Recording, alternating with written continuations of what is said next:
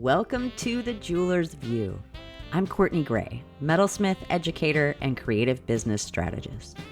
After 25 years in the jewelry industry, running one of the country's top metalsmithing schools, coaching artists, advising companies and organizations, and hosting interviews with some of the best in the craft, I finally created the kind of support I wish I'd had from the start. This podcast is a part of that. Each week, I share the lessons I had to learn the hard way so you can build a rhythm that supports your creative work, your values, and the life and business you actually want. Find tools, coaching, and my Transform course at CourtneyGrayArts.com, and let's get to work. Hey, my friend, welcome back to The Jeweler's View. If you listened to last week's episode, we talked about slowing the moment down, especially when rising costs start to trigger panic, urgency, or that I need to change everything feeling. Today, we're staying grounded, but we're also getting more practical because at some point you do need to make some decisions. The goal here isn't to predict the future or solve the entire pricing puzzle overnight.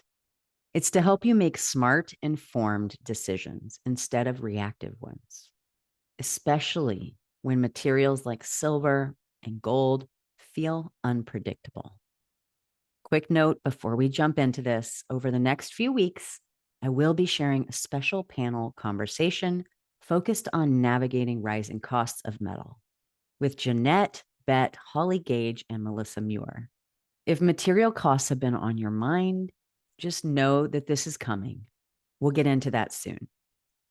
Okay, I want to say this clearly before we go any further on this subject. This is not about adding more to your plate.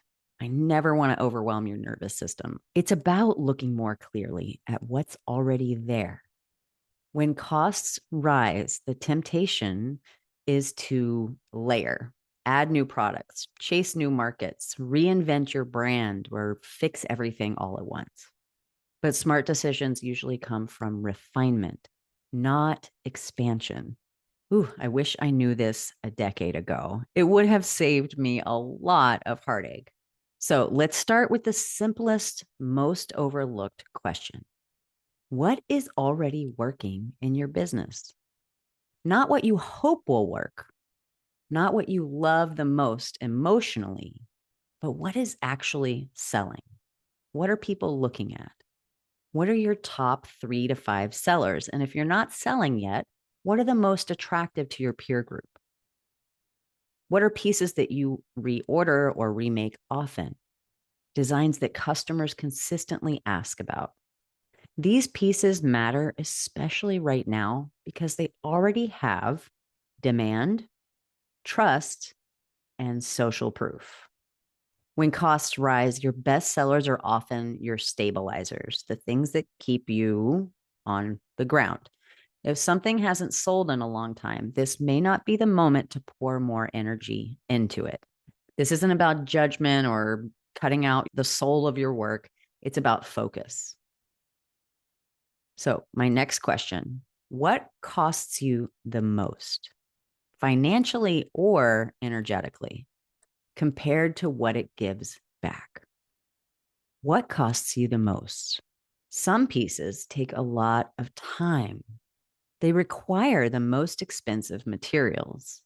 They drain your energy or create stress every time you try to price them or produce them. Others move more easily, more fluidly. They feel simpler to make, generate consistent income, and don't leave you second guessing yourself. When costs are rising, this distinction becomes crucial. It's okay to admit that something you love might not be sustainable right now. Just for now, nothing is permanent. That doesn't mean forever. It means being honest about this season and what's going on right now. This one is big and often missed. Ask yourself, if I had to remake this piece today, what would it actually cost me? Not what the materials cost when you bought them, replacement cost, not what you charged 3 years ago. Today's replacement cost. This matters because metal prices fluctuate. Your skill level is increasing every year, every time you sit at the bench. Your time is worth more than it used to be. Facts. If a piece only works because you bought materials cheaper years ago, it's giving you false confidence. Replacement reality helps you see which pieces can move forward with you and which ones may need adjustment.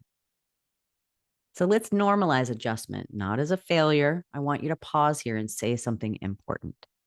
Needing to adjust does not mean you priced wrong in the past, you made bad decisions, or you failed as a business owner. It means that the landscape has simply changed. Smart businesses respond to change with clarity, not shame. There's no shame in this game. This is how businesses survive and evolve. Okay, I want you to notice what we're not doing today. We're not rewriting your entire pricing structure. Now, if you're interested in that, check out Transform. We're going to open up in March of 2026, and I cannot wait to have you in that course if you haven't taken it yet. We're not rewriting your entire pricing structure. We're not introducing complicated formulas or forcing decisions before you are ready. That's going to come later, especially with some upcoming episodes I have on financials. Right now, we're building awareness. Awareness comes before action. So here is a very gentle assignment. We're going to do one small check-in. I'd like to invite you this week, just one thing. Pick one of the following. Review your top 5 sellers or list which pieces cost you the most stress. Or I want you to calculate replacement cost for one item, not what you paid then, what you would pay now to replace if you sold the piece. That's it, my friend. No overhaul, no panic, just some information that's going to inform your next decision. One last thing before you go. That panel episode on gold and silver pricing is going to come up soon. I can't wait. And it's designed for practical, steady, reassuring, not fear-based information and direction. To get the link and resources, the best place to stay connected is always on my email list. It's on my website. You can jump on there at CourtneyGrayArts.com. And please go on Instagram and give me a follow at Courtney Gray Arts, where I'll be announcing even more groovy things coming up this year. I want to remind you and leave you with this. Costs rising doesn't mean your business is broken. It means it's time to see your work and your decisions more clearly. Things like this always have a silver lining. Smart decisions don't come from rushing. They don't come from panic. They come from understanding what's already supporting you.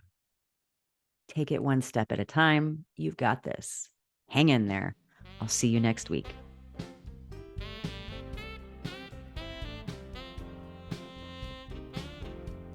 Thanks for listening to The Jeweler's View. If today's episode gave you something to think about, consider sending it to a friend or share it on social and tag me at Courtney Gray Arts. You'll find tools, coaching, resources, and the Transform course at CourtneyGrayArts.com. And if no one's told you this lately, remember, you're not behind. You're becoming exactly the kind of maker your business needs. And that kind of depth, it takes time. I'll be back next week, same time, same tough love. Onward and upward.